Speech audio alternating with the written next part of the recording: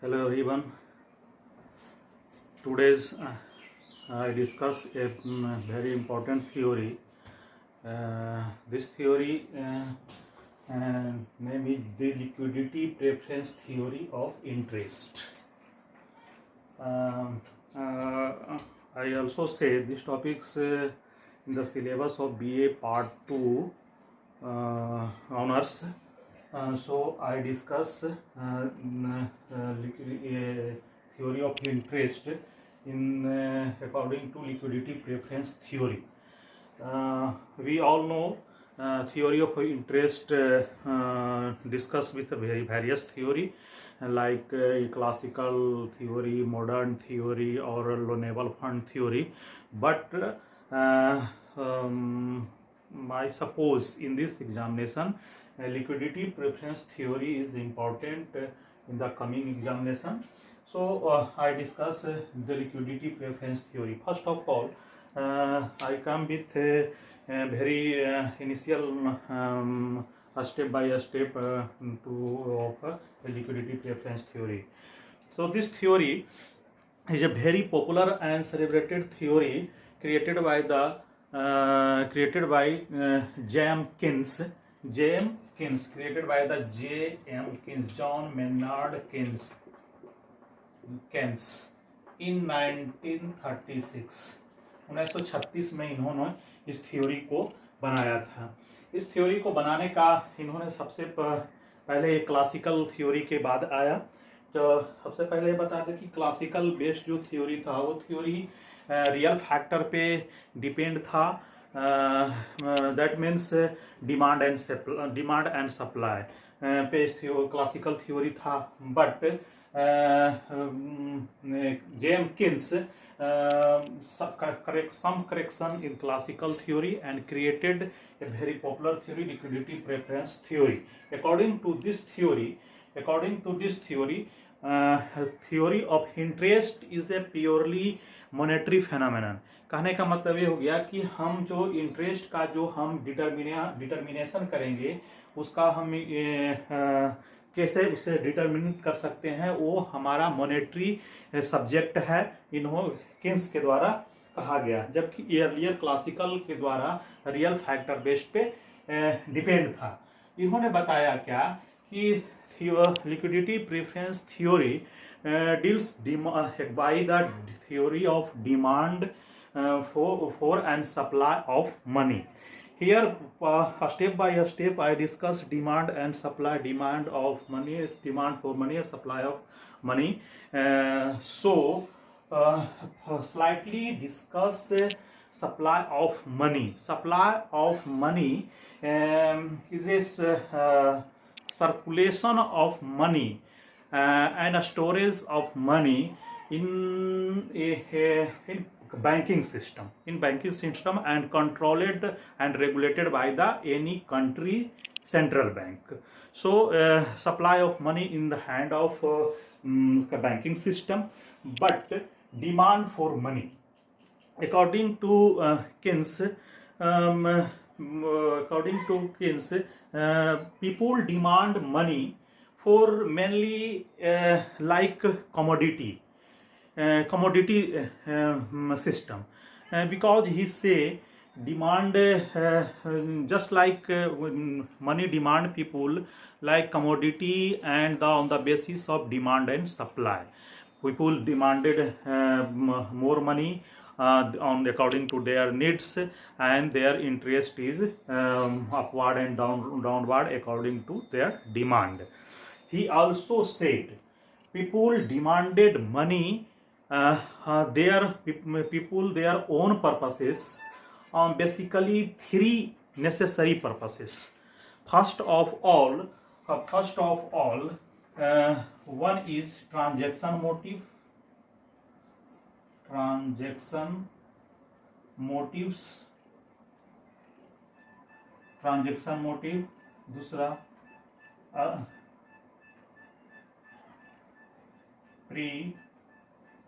Precautionary motive, और तीसरा and third है speculative motive. speculative motives. People demanding money for these three purposes. First, a transaction motive. Second, precautionary motive. And third, a speculative motive. Besides all these three, people hold wealth in the form of money and also like in other forms like money, securities, interest securities, bond, etc., properties, painting, ये सब सारे चीज में people इस form में भी अपने wealth को रखते हैं। पर यहाँ ट्रांजैक्शन, यहाँ पे हम जो people demanding money for three purposes, क्या क्या पर्पस इसका हो सकता है, क्यों डिमांड करता है और यह किस पे बेस्ड रहता है, किस पे डिपेंड करता है, इसका फंक्शन क्या है, इसके बारे में हम स्टेप बाय स्टेप चर्चा करेंगे। फर्स्ट ऑफ ऑल हम चर्चा करते हैं ट्रांजैक्शन मोटिव्स। ये ट्रांजैक्शन मोटिव क्या है, यानी ट्रांजैक्शन कहने का मतलब हो गया है कि डे टू डे अपने बेसिक नीड्स को पूरा करने के लिए people demands money for day to day transaction of income received and pay. This is a very initial purpose for demanding money of all people, because every day every person have in a life every day needs of some cash money for existing their life, for transaction. People demanding goods, people purchasing goods in this way to deliver money and receive goods and services. तो पहला क्या हो गया कि transaction motive के लिए करता है। कोई वस्तु को खरीदना है तो उसे पैसा उसे पे करना पड़ेगा, तो उसे कैश के रूप में रखना पड़ेगा, इन्होंने ये बताया। अब कैश के रूप में इन्होंने बताया कि अपना डिमांडिंग फॉर मनी को हम वो रखते हैं। तो ये जो है, जो एक फर्स्ट ऑफ ऑल एक हम सीरियल वाइज से हम इसको डिस्कस करते हैं कि कैसे क्या चीज पर करता है, डिपेंड करेगा। पहला ट्रांजैक्शन मोटिव्स। ट्रांजैक्शन मोटिव में क्या है कि पीपुल, हम बता चुके हैं कि अपने डे टू डे परचेज के लिए मनी को कैश के रूप में, कैश फॉर्म के रूप में रखना चाहता है। इसे हम, ये जो है जो इनकम पे बेस्ड है, इसका जो depends on income and interest in elastic, यानी कि लोच जो होता है इसका क्या होता है, बेलोचदार होता है, इन इलास्टिक होता है। यानी कि ये जो इंटरेस्ट इन इलास्टिक, यानी कि इंटरेस्ट से इसका कोई संबंध नहीं है अकॉर्डिंग टू किन्स। यानी कि अगर इंटरेस्ट बढ़ेगा भी और घटेगा भी तो डे टू डे के हम ट्रांजैक्शन पे हमारा उसका कोई प्रभाव नहीं पड़ेगा, ऐसा कहना है किन्स साहब का।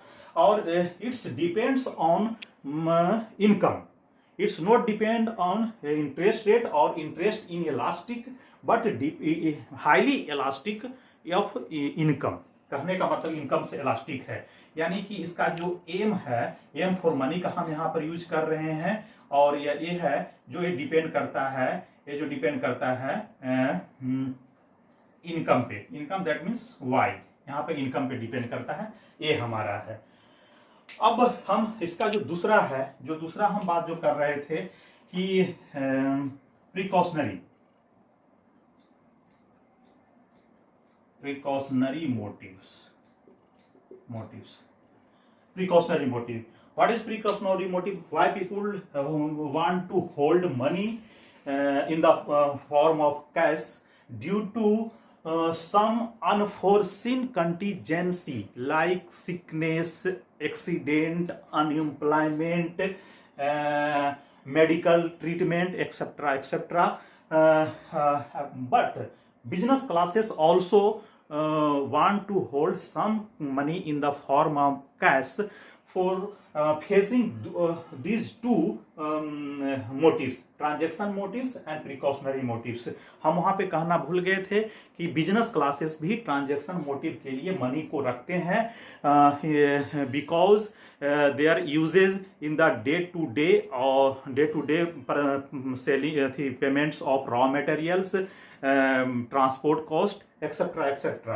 In this motive, precautionary motives also demanding by the individual and business classes due to unforeseen contingency purposes like sickness, medical treatment, etcetera etcetera पहले भी बोल चुके हैं। बिजनेस क्लासेस का ये है कि अगर उसके बिजनेस में किसी तरह का अनफेवरेबल कंडीशन एक आ गया तो उस स्थिति में वो उससे अपना सॉर्ट आउट को प्रॉब्लम को कर सकता है। यहाँ पर भी क्या है, जो इंटरेस्ट जो है, यहाँ जो भी मनी है, money depends on income, money also depends on income. और इस केस में भी केंस साहब ने बताया क्या कि in precautionary motive money is inelastic but highly income elastic. यहाँ भी सिचुएशन यही आता है, यानी कि एम, यहाँ पर भी एम फॉर मनी है, यहाँ पर एम टी का नाम देते हैं, यहाँ एम पी का नाम देते हैं, M T for precaution transaction motives and M P for precautionary motive. यहाँ पे है L Y, this is also depends on income, highly depends on income, income पे डिपेंड्स करता है। अब हम यहाँ पे देखते हैं क्या कि जो दोनों का जो सिस्टम है, दोनों का जो फंक्शन करने का तरीका है वो सेम है, लगभग सेम है। एक डे टू डे के लिए कर रहा है, एक अपने अनफेवरेबल कंडीशन को सॉर्ट आउट करने के लिए कर रहा है। तो क्यों ना हम ये दोनों को हम क्या करते हैं कि एम टी और एम पी इसको हम एक कर देते हैं, यानी कि इसे हम M1 से सूचित करते हैं, M1 से इंडिकेट करते हैं। M1 is equal to L1 Y, that means जो हमारा जो है M1 यहाँ पर हम इंडिकेट किए हैं, M1 इजकल टू हम लिख देते हैं M1 is equal to transaction motives plus precautionary motive,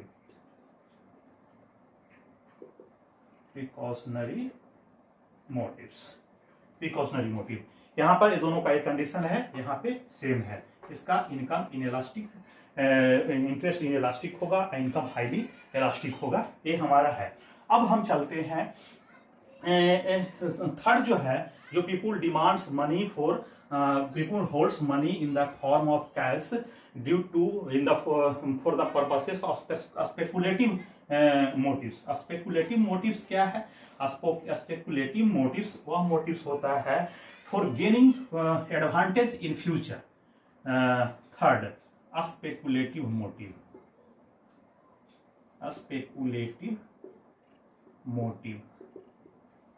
ये हमारा तीसरा हो गया। What is a speculative motives? Peoples and business classes want money hold in the form of cash, due to gain advantage, get advantage in future. Like हम यहाँ पर क्या कहना चाहते हैं कि अगर किसी के पास मनी है, पैसा है, तो वो उसे किसी एडवांटेज के लिए लगा सकता है।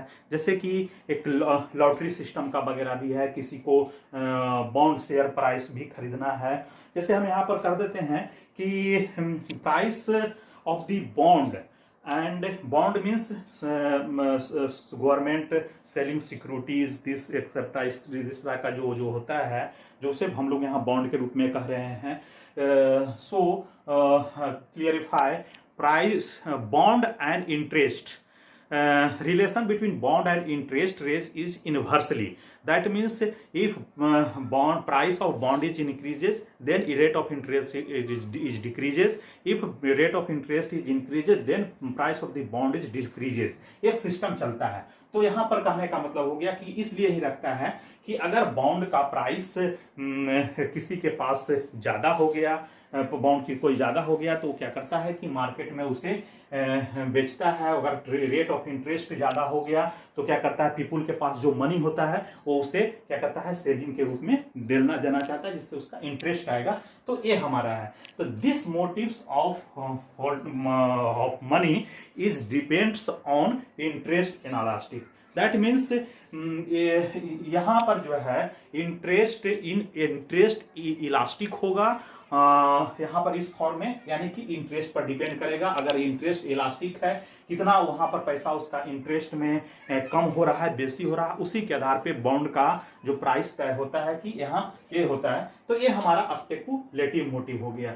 तो हम यहाँ पर स्पेकुलेटिव मोटिव को हम अगर अलजेब्रिकली हम यहाँ पर करते हैं M2, यानी कि M2 for speculative motive is a, यहाँ पर L2 इसका करते हैं। तो हम यहाँ पर देखते हैं कि दिस इज ए I है यहाँ पर रेट ऑफ इंटरेस्ट। यहाँ पर R से हम करते हैं, या I से भी कभी कभी देखते हैं R is a rate of interest. It's depends on rate of interest. So we combined all three motives of money and get resultant in the one algebraical form.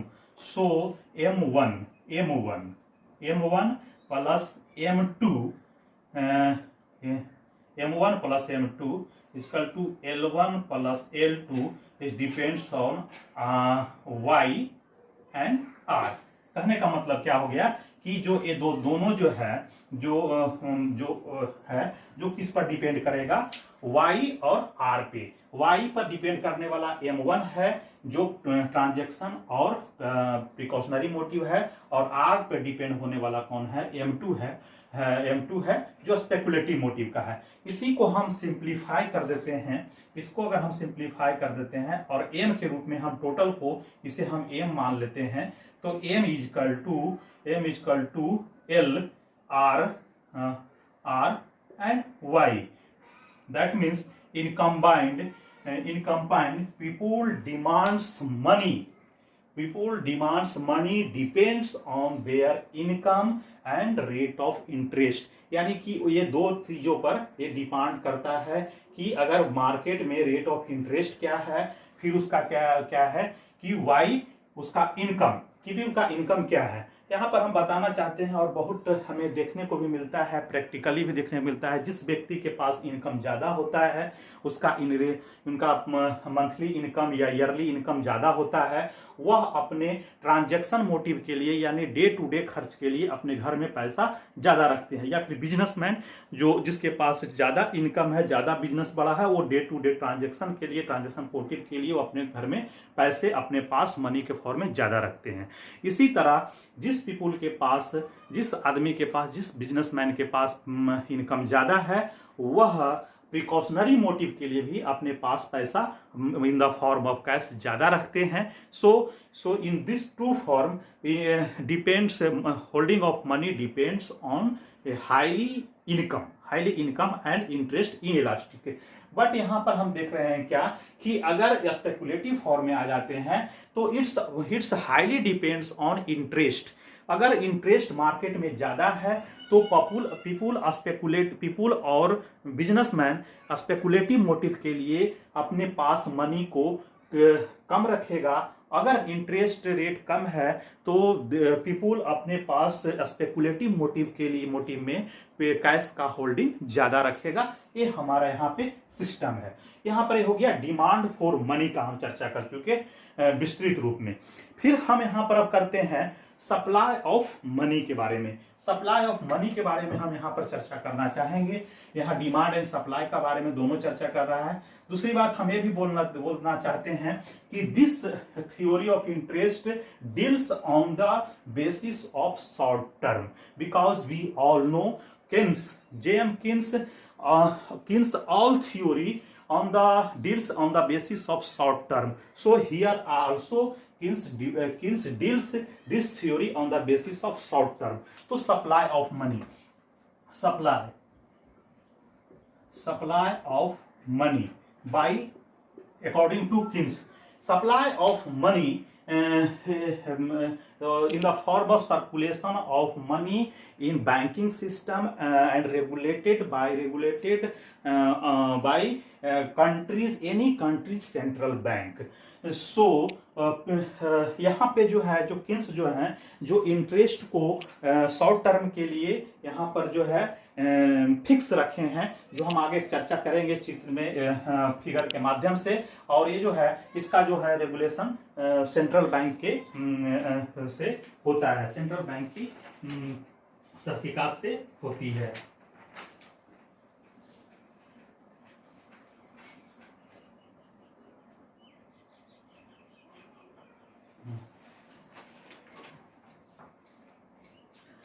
तो यहाँ पर हम इसको फिगर के माध्यम से समझने का प्रयास करते हैं कि ये हमारा रेट ऑफ इंटरेस्ट ये क्या बताता है, ये कैसे है।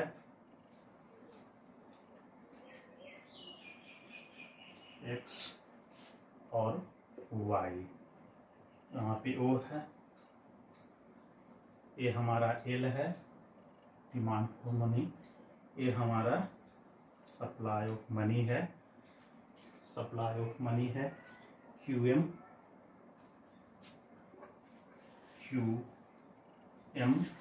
Supply of money, amount of money ये हमारा है यहाँ पे, ये अमाउंट ऑफ मनी, और यहाँ पे R जो है रेट ऑफ इंटरेस्ट,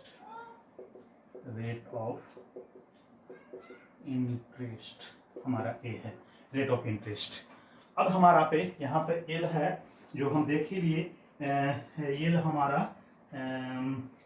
क्या है, और ये हमारा एम फॉर मनी है, L the total amount for money curve, total amount demand for money curve यहाँ पर है, क्यू सप्लाई ऑफ मनी है, यहाँ पर हम चर्चा कर चुके हैं। और इसी में हमारा एक रेट ऑफ इंटरेस्ट है। फॉर एग्जाम्पल कि फर्स्ट में हम अगर रेट ऑफ इंटरेस्ट यहाँ पे है तो डिमांड फॉर मनी यहाँ तक ही हो रहा है, रेट ऑफ इंटरेस्ट यहाँ है तो डिमांड फॉर मनी यहाँ होगा, रेट ऑफ इंटरेस्ट यहाँ है तो डिमांड फॉर मनी यहाँ हो रहा है। ये है हमारा R1, ये R1, R2 और R1 R2, यहाँ पे R है, R यहाँ पे R2 इसको इसे कहते हैं, और ये हमारा E1, E2 और E1, E2, E3, इसके बारे में हम चर्चा किए हैं। ऐसे हम इसको ई ही कर देते हैं तो ठीक रहेगा। अब देखिए हमारा क्या है कि ये हमारा डिमांड फॉर मनी का है L, ये हमारा QM सप्लाई ऑफ मनी है, supply of money by the यानी कंट्री सेंट्रल बैंक। फर्स्ट स्थिति में ए कर चुका है। अब हम इसी में देखते हैं कि जब फॉर एग्जांपल हम बॉन्ड के प्राइस से हम लेके चलते हैं कि अगर रेट ऑफ इंटरेस्ट कम है, रेट ऑफ इंटरेस्ट पहली स्थिति में आर है, पहली स्थिति में रेट ऑफ इंटरेस्ट आर है, जहां पर ई बिंदु पर एक दूसरे को इंटरसेक्ट करता है, कट करता है, और जिसके कारण ये जो पॉइंट है हमारा क्या पॉइंट बनता है, इक्विलिब्रियम पॉइंट है, इक्विलिब्रियम पॉइंट पे हमारा ये बन रहा है आर के थ्रू। अगर रेट ऑफ इंटरेस्ट आर है और यहाँ पर ई बिंदु पर, ई पॉइंट पर एक दूसरे को इंटरसेक्ट कर रहा है, कौन इंटरसेक्ट कर रहा है, एल और QM, यानी कि डिमांड फॉर मनी और सप्लाई ऑफ मनी एक दूसरे को इंटरसेक्ट कर रहा है ई पॉइंट पर, तो यहाँ पर हमारा बन जाएगा equilibrium point. For any causes rising of interest rate and demanding extra for any causes rate of interest is high. अगर रेट ऑफ इंटरेस्ट इसी करने में हाई जब हो गया तो हाई हो जाने के कारण क्या होता है कि ऑल मनी हम बता चुके हैं, all money goes with parting with bank, और यहाँ पर बैंक के अथी में इसमें चला जाएगा, तो यहाँ पर हाई हो जाता है तो डिमांड फॉर मनी कम हो जाएगा, डिमांड फॉर मनी हमारा क्या हो जाएगा, कम हो जाएगा। और यहाँ पर इसको हम M1 से करते हैं, M1, और हमारा ये हो गया M2, यानी कि मनी हमारा डिमांड OM1 हो जाता है OM से। अगर इसी स्थिति में अगर रेट ऑफ इंटरेस्ट घट गया रेट ऑफ इंटरेस्ट घट जाता है तो people demand for extra money करने लगता है, पीपुल यहाँ एक्स्ट्रा मनी डिमांड यहाँ पर आ गया तो यहाँ पर क्या करता है, इसे इस तरह की स्थिति में यहाँ पर ज्यादा डिमांड हो जाएगा और MOM2 की स्थिति में आ जाएगा, E3 के आसपास में आ जाएगा। तो इतना इसके पास मनी, सप्लाई का मनी है नहीं, तो ये सप्लाई का मनी यहाँ पर है नहीं और ज्यादा डिमांड मनी हो जाएगा तो फिर क्या हो जाएगा, रेट ऑफ इंटरेस्ट बढ़ेगा और इसी तरह से अपवर्ड एंड डाउनवर्ड कंडीशन को लेते हुए और यह जो है एक ऐसा बिंदु पे आएगा, एक ऐसा पॉइंट पे इक्विलिब्रियम स्टेज बनाएगा जो जहां पे ई पे है, यहाँ पर ई पे है। हम यहाँ पर एक चीज और का चर्चा कर देते हैं कि जैसा कि rate of interest is a reward, definition given by the different economics in the different form, but some point I say here, interest is a reward for parting money in holding form और investing और parting with bank. अगर हम दूसरे जगह अपने money को invest के रूप में, सेविंग के रूप में अगर हम किसी जगह रखते हैं तो अगर हम होल्ड करके रखते हैं तो वो हमारा क्या होता है कि मिलता है, हमें रिवार्ड के रूप में मिलता है, वो हमारा रेट ऑफ इंटरेस्ट उसे हम कहा जाता है। और ये हमारा है, ये जो हमारा कंप्लीट ये जो थ्योरी है जो हमारा इस तरह पे आके कंक्लूजन ग्राफ पे आके हमें मिलता है। और हम यहाँ पे इस थ्योरी में कुछ हम देखते हैं कि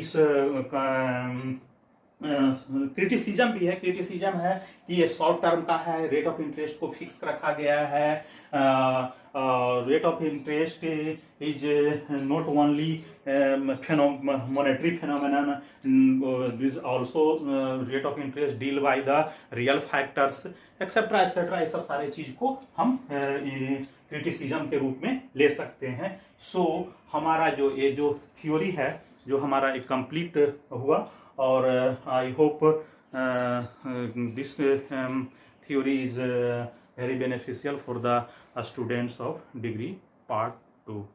Thank you.